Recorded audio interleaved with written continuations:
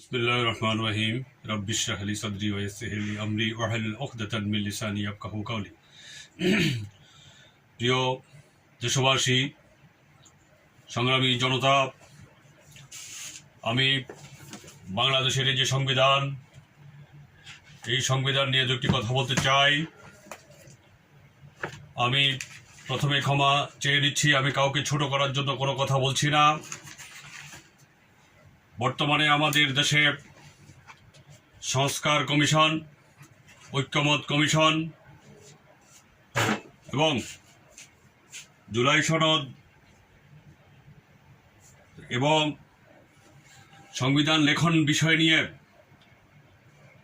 যে প্রাজ্ঞ ব্যক্তিরা দায়িত্ব পেয়েছেন, ওনারা আইনের ছাত্র নন, বড় কোনো আইনজ্ঞ নন, প্রখ্যাত কোনো আইনজীবী নন। সংবিধান হচ্ছে supreme law of the country, রাষ্ট্রের সর্বোচ্চ আইন। সুতরাং এই আইন নিয়ে যারা কথা বলবে, যারা আইন তৈরি করবে, যারা সংবিধান সংস্কার করবে, উচিত ছিল প্রখ্যাত আইনজীবীদেরকে দায়িত্ব দেওয়া। আমি যতটুকু জেনেছি, প্রফেসর আলী রিয়াদ সাহেব, উনি রাজনীতি বিজ্ঞান পড়েছেন, পলিটিক্যাল সায়েন্স। সভাপতি ডক্টর ইনুজ সাহেব অর্থনীতির উপর পড়াশোনা করেছেন। সুতরাং আপনারাই বুঝে নেন ওনারা কিসের উপর, কি অভিজ্ঞতার উপর ভিত্তি করে ওনারা সংবিধান সংশোধন করবেন, সংবিধান লিখবেন, সংবিধান সংস্কার করবেন।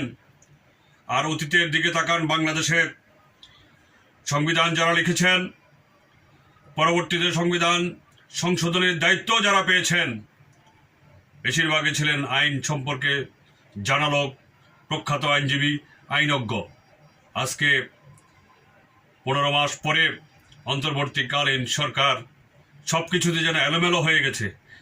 এই সংস্কার নিয়ে 15টি মাস এই জাতিকে আপনারা যে দৃশ্য দেখিয়েছেন, এর পিছনে যে অর্থ ব্যয় করেছেন, রাষ্ট্রের সময় নষ্ট করেছেন, সব কিছুই আমি বলে রাখছি, শেষ পর্যন্ত এগুলোর ফলাফল হবে জিরো।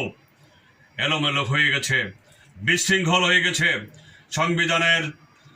একটা সংবিধান প্রণয়ন করতে হলে যে জাতীয় দক্ষ লোকের প্রয়োজন হয়, যারা অভিজ্ঞ আইন সম্পর্কে, তাদেরকে আপনি দায়িত্ব না দিয়ে আপনি নিজে এবং অন্যদেরকে দায়িত্ব দিয়েছেন।